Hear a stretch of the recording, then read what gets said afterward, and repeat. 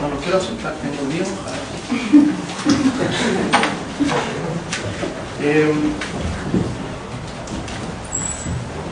No sé si cuando ustedes salen de fin de semana, de repente aparece alguien con un bolso de este porte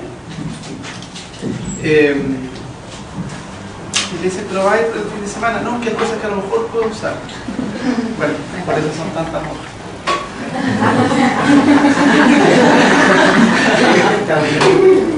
Por eso son tantas hojas, porque además lo escribí en letra grande para no tener que ponerme los lentes de presbiteriano, de la presbicia.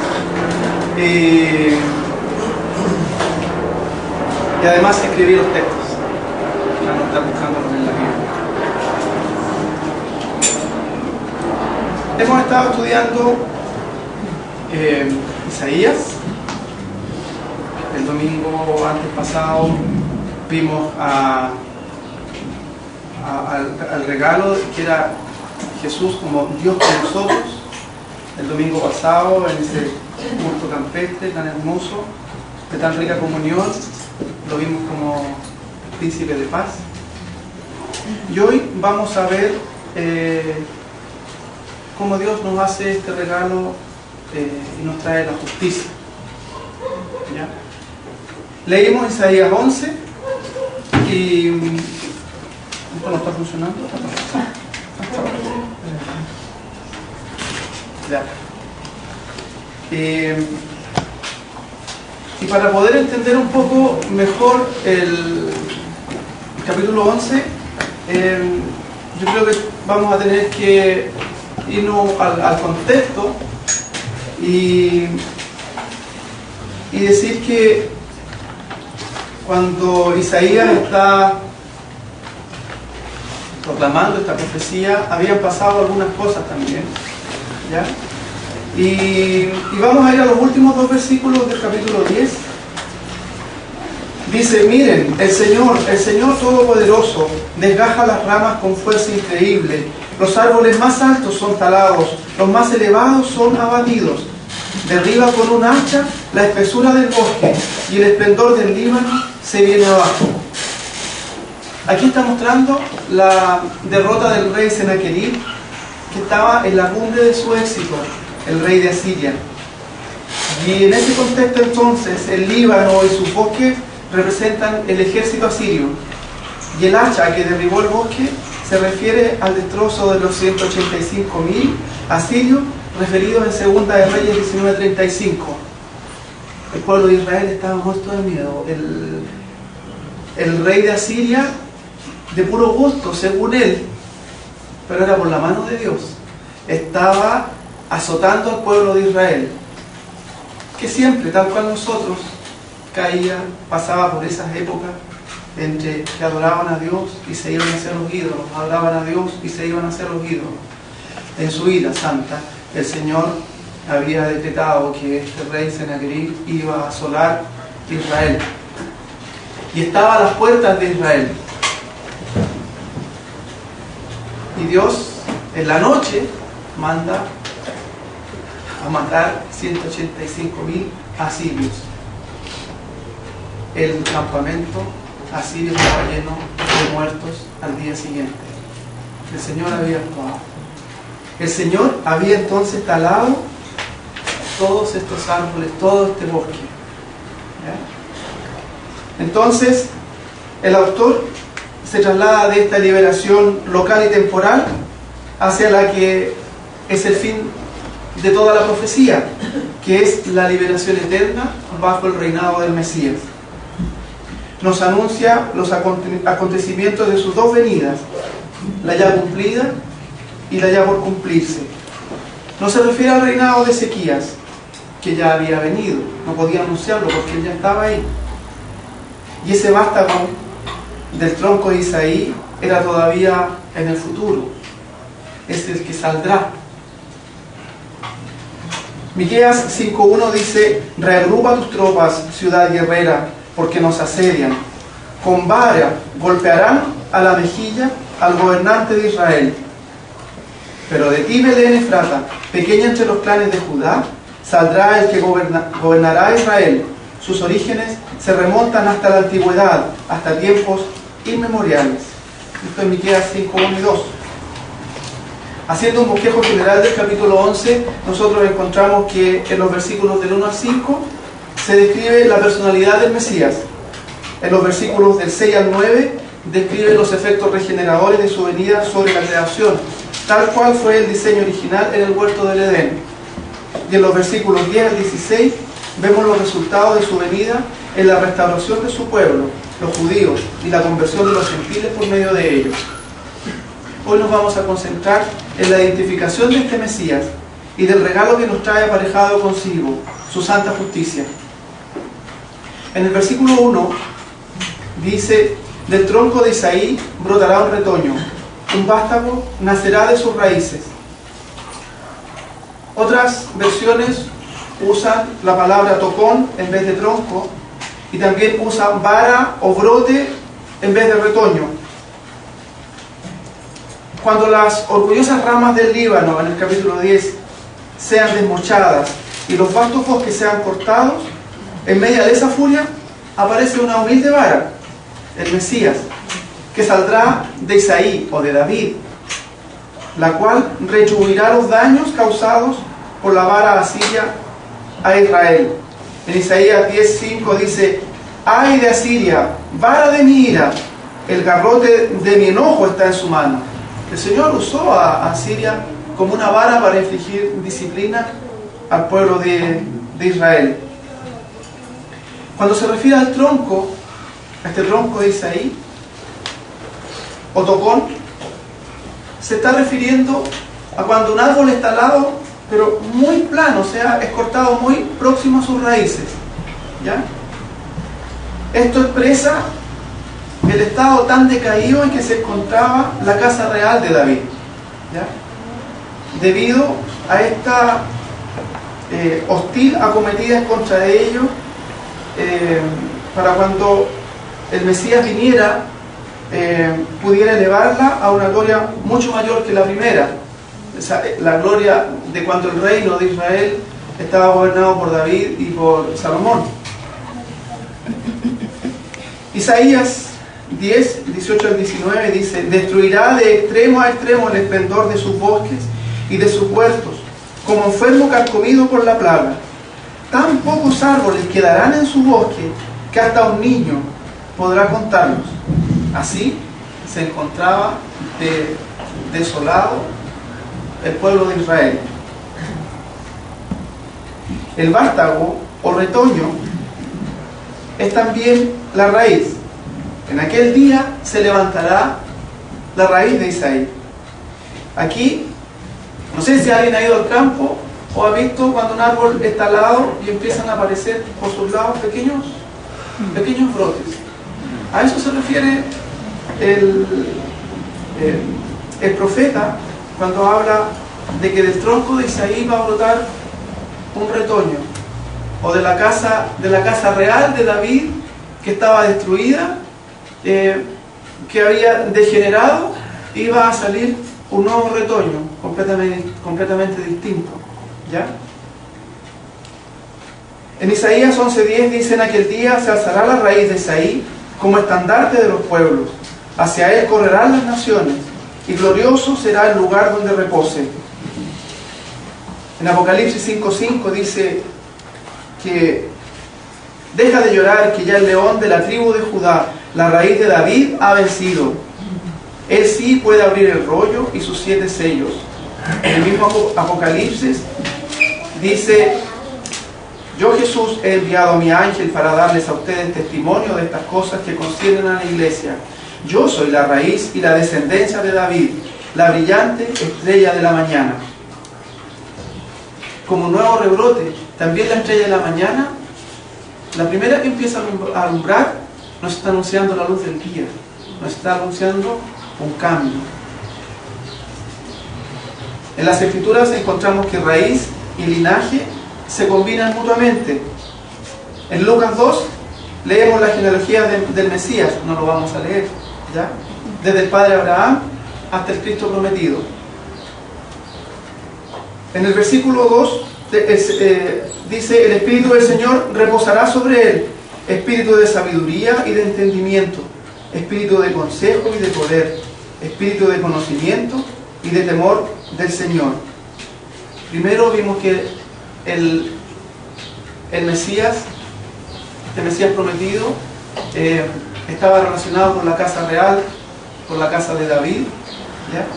Y ahora vemos que el Espíritu del Señor está sobre él. En el estudio del día miércoles, a varios nos recordamos el texto de Mateo 3, 16 y 17, cuando Jesús está siendo bautizado, ¿ya? Tan pronto como Jesús fue bautizado, subió del agua. En ese momento se abrió el cielo y él vio al Espíritu de Dios bajar como una paloma y posarse sobre él. Y una voz del cielo decía: este es mi Hijo amado, estoy muy complacido con él. Ahí tenemos la profecía de Isaías cumplida con la venida de Jesús. Pero el Espíritu de Dios reposa sobre él en forma permanente, no en forma pasajera como ocurre en el libro en Números 11 del 25 en 26, donde dice que el Señor desciende en la nube, habla con Moisés y comparte con los 70 ancianos el Espíritu que estaba sobre él. Y cuando el Espíritu descansó sobre ellos, se pusieron a profetizar, pero esto no volvió a repetirse con ellos. En este caso, permanentemente, el Espíritu de Dios va a estar sobre este Mesías. En este segundo versículo se enumeran las cualidades admirables de esta vara de Isaí. Dice que posee el espíritu de sabiduría, que es fruto del espíritu de entendimiento o el fruto de inteligencia en otras versiones. También con el espíritu de consejo y fuerza tiene la facultad de formar consejos, de dictar y de hacer que se ejecuten estos consejos. Tiene el espíritu de conocimiento de las cosas profundas de Dios y el reverencial y obediente espíritu del temor de Jehová, que es el primer paso para el verdadero conocimiento. En Job 28:28 dice: y dijo a los mortales, temer al Señor, eso es sabiduría, apartarse del mal, eso es discernimiento. Y en Salmo 111:10, el principio de la sabiduría es el temor del Señor. Buen juicio demuestran quienes cumplen sus preceptos, su alabanza permanece para siempre. El versículo 3, él se deleitará en el temor del Señor, no juzgará según las apariencias, ni decidirá por lo que oiga decir. Hay otras versiones que dice y que le va a hacer entender diligente en el temor de Jehová, que va a ser un hábil olfateador para el temor de Jehová. En hebreo, el deleitarse tiene relación con el aroma, con apreciar el olor, ¿ya? Entonces, podríamos decir que él es como un degustador, un catador, usa todos sus sentidos para entender el temor de Jehová. Dice que él no juzga según las apariencias. Él no va a venir a juzgar según como yo me vea, ¿ya? No va a venir a juzgar según lo que yo aparente delante de los demás. Él esto tiene relación con que él no se deja engañar por lo superfluo de nuestras vidas, ¿ya? Hay varios textos, Juan 7:24, Juan 8:15, 1 Samuel 16:7. Este lo vamos a leer. Pero el Señor le dijo a Samuel: no te dejes impresionar por su apariencia ni por su estatura, pues yo lo he rechazado. La gente se fija en las apariencias, pero yo me fijo en el corazón. El Mesías es representado como un juez y gobernador justo, que además no decidirá por lo que oiga decir, no por los rumores, sino por los méritos de cada caso. Apocalipsis 2:23 dice que a los hijos de esa mujer los herirá de muerte. Así sabrán todas las iglesias que yo soy el que escudriña la mente y el corazón, y a cada uno de ustedes los trataré de acuerdo con sus obras. En el versículo 4 dice que Él juzgará con justicia a los desvalidos y dará un fallo justo en favor de los pobres de la tierra. Destruirá la tierra con la vara de su boca, matará al malvado con el aliento de sus labios. Aquí tenemos que hacer un alto y hacernos la pregunta: ¿qué es justicia? Para poder entender qué es lo que está haciendo el Señor. Y según la Real Academia de la Lengua Española, tiene varias acepciones esta palabra. Una es que es una de las 4 virtudes cardinales que inclina a dar cada uno lo que le corresponde o pertenece. La segunda acepción se refiere al derecho, razón o equidad. La tercera, al conjunto de todas las virtudes por el que es bueno que las tiene. La cuarta acepción, aquello que debe hacerse según derecho o razón, cuando yo digo que pido justicia. También se refiere a pena o a castigo público. También se refiere al poder judicial. Y también se refiere a un atributo de Dios por el cual ordena todas las cosas en número, peso o medida. Ordinariamente se entiende por la divina disposición con que castiga o premia según merece cada uno. El Mesías se encargará de que se haga la justicia imparcialmente. Será un gobernante justo. Salmo 67:4 dice: alégrense y canten con júbilo las naciones, porque tú las gobiernas con rectitud, tú guías a las naciones de la tierra. Cuando leemos en el versículo 4 que destruirá la tierra, se refiere a los habitantes impíos de la tierra, como antítesis a los pobres y mansos, que estaba refiriéndose un poco antes. Y da a entender que la tierra se habrá vuelto extraordinariamente malvada cuando Él venga a juzgar y a reinar. Si ahora creemos que la tierra es malvada y no ha llegado el Señor, es porque todavía no es tan malvada. Cuando habla de la vara de su boca, se refiere a las sentencias condenatorias que procederán de su boca en contra de los malvados. Un significado similar lo encontramos en el libro de Apocalipsis, donde habla de la espada de su boca. Que no es la vara que está creciendo del árbol, sino que la espada. Apocalipsis 1:16: en su mano derecha tenía 7 estrellas, y de su boca salía una aguda espada de 2 filos. Su rostro era como el sol cuando brilla en todo su esplendor. El 2:16: por lo tanto, arrepiéntete. De otra manera, iré pronto a ti para pelear contra ellos con la espada que sale de mi boca.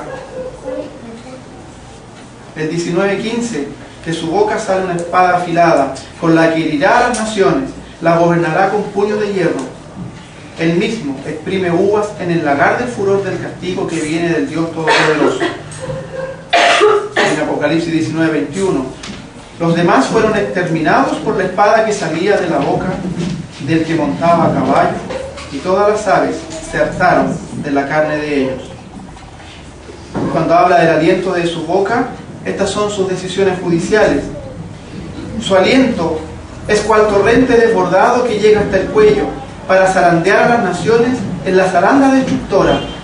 Pone en las quijadas de los pueblos un freno que los desvía. Isaías 30:28.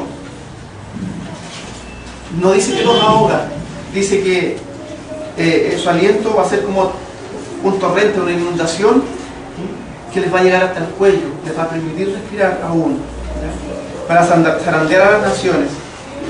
Y dice: pone en las quijadas de los pueblos un freno que los desvía. También Él pone y refrena la maldad. No podrá escapar de las tinieblas. Una llama de fuego marchitará sus renuevos, y el aliento de Dios lo arrebatará. Pero la bestia fue capturada junto con el falso profeta, Este es el que hacía señales milagrosas en presencia de ella, con las cuales engañaba a los que habían recibido la marca de la bestia y adoraban su imagen. Los dos fueron arrojados vivos al lago de fuego y azufre. Ese es el aliento de los labios del Señor, sus decisiones judiciales. Y un montón de citas más que no les voy a decir. Él, como la palabra de Dios, viene a dar aquel golpe que decidirá sus derechos sobre el reino, que había sido usurpado previamente por Satanás y la bestia, en la cual delegó a aquel su poder. En aquel día será el juicio para los gentiles, así como lo fue para los judíos en su primera venida. En el último versículo, la justicia será el cinto de sus lomos y su fidelidad el ceñidor de su cintura. En cuanto a la justicia, dice que la justicia se pondrá la justicia como coraza y se cubrirá la cabeza con el casco de la salvación, se vestirá con ropa de venganza y se envolverá en el manto de sus celos. Eso es en Isaías 59:17. En Efesios 6:14 dice: manténganse firmes, ceñidos con el cinturón de la verdad, protegidos por la coraza de justicia. Y en cuanto a la fidelidad, en Oseas 2:20 dice, refiriéndose a esa mujer ramera, esposa del profeta Oseas, te daré como dote mi fidelidad y entonces conocerás al Señor. En Hebreos 2:17 dice: por eso era preciso que en todo se asemejara a sus hermanos, para ser un sumo sacerdote fiel y misericordioso al servicio de Dios, a fin de expiar los pecados del pueblo. La relación entre justicia y el cinto tienen que ver con sujeción, con soporte, con seguridad. La justicia será una de las cualidades de mayor relevancia que darán soporte a las otras. Es parte de su armadura de hierro o de su ropaje sacerdotal. Precisamente es una antitípica imagen de sumo sacerdote, como aparece en Éxodo 28:4 o en el versículo 2, donde el propósito del traje sacerdotal era conferirle honra y dignidad a los sacerdotes.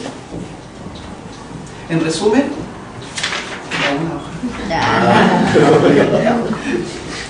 tenemos la promesa de un regalo muy especial.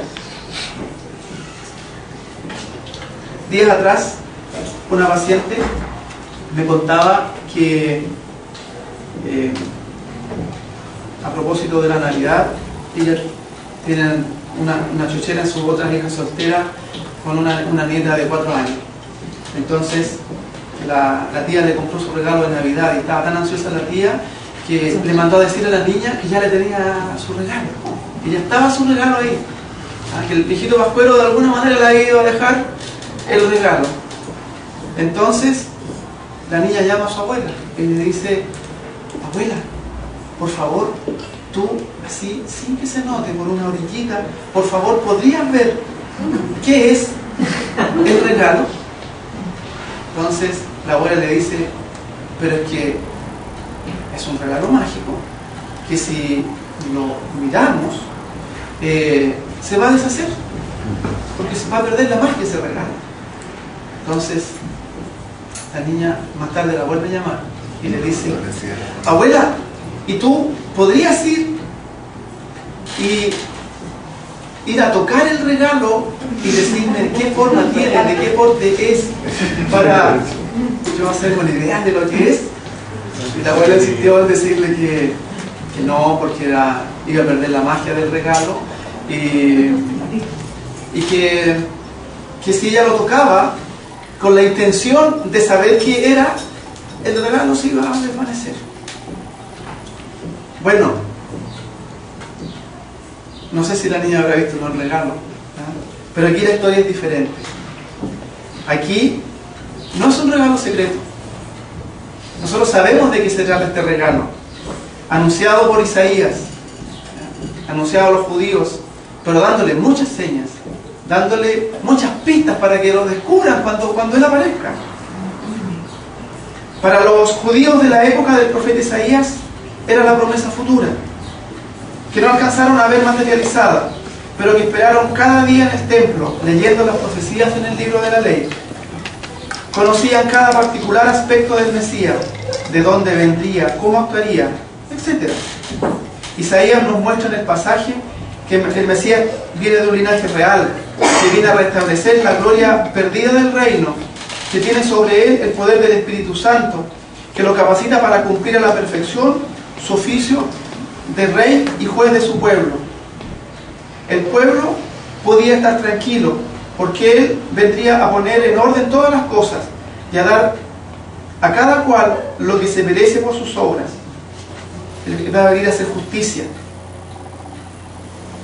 Y para nosotros, el mensaje es que ha venido a hacer su justicia, a socorrer al desvalido, a ver nuestro corazón, el cual no puede engañarlo, pero también a emitir juicio y sentencia sobre quienes rechazan su soberanía. Tenemos ante nosotros un maravilloso regalo que no podemos rechazar. Esta raíz de David, esta rama de Isaí, viene a restaurar nuestras malogradas vidas, llenas de malas decisiones, llenas de vergüenza, llenas de miseria, llenas de escándalo, llenas de frustraciones, de una incapacidad absoluta de cambiar un pronóstico ominoso. Un pronóstico ominoso es cuando está un paciente en una UCI grave y los médicos hacen todos sus esfuerzos, todo lo que la ciencia les permite tener a mano, y aún así el paciente no tiene una salida. Así estamos nosotros, ¿verdad? Si no fuera por esta promesa que podemos reconocer en su palabra y hacer nuestra a través del Espíritu Santo de Dios, es que nos hace entender y reconocer a este maravilloso Emmanuel que nos hablaba el hermano Daniel, este príncipe de paz que nos hablaba el pastor, este Dios fuerte, este consejero, este admirable que ha venido a rescatarnos. Demos gloria a Dios por su misericordia, gloria a Dios por su justo juicio sobre nosotros, por medio de la sangre de Jesucristo. Oremos. Amado Padre Celestial, te damos gracias porque tú nos has enviado tu justicia y a ejercerla a través de tu Hijo Jesucristo. Te damos gracias, Señor, porque a través de ese sacrificio de tu Hijo Jesucristo, tú nos puedes ver justos delante de tus ojos, porque sin esa sangre somos los más viles, indignos de ser llamados tus hijos. Gracias, Padre Celestial, por la salvación que tú nos has ofrecido, por este regalo precioso de tu Hijo Jesucristo, por este regalo precioso que celebramos este mes y que celebramos cada día, Señor, de nuestras vidas. Gracias, Señor, por tu salvación. Gracias, Padre Celestial, en el nombre de Jesús. Amén.